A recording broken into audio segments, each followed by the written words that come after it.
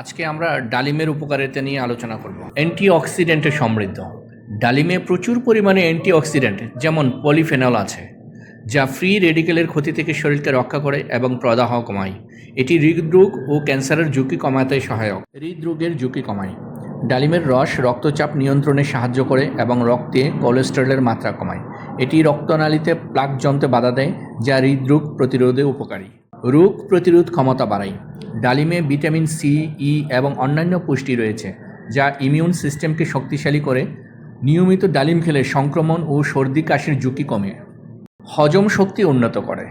ডালিমে থাকা ফাইবার হজমে সহায়তা করে এবং কোষ্ঠকাঠিন্য দূর করে। এর অ্যান্টি ইনফ্লেমেটরি গুণ পাকস্থলী এবং অন্ত্রের স্বাস্থ্য রক্ষায় সহায়ক। ত্বক ও চুলের জন্য উপকারী।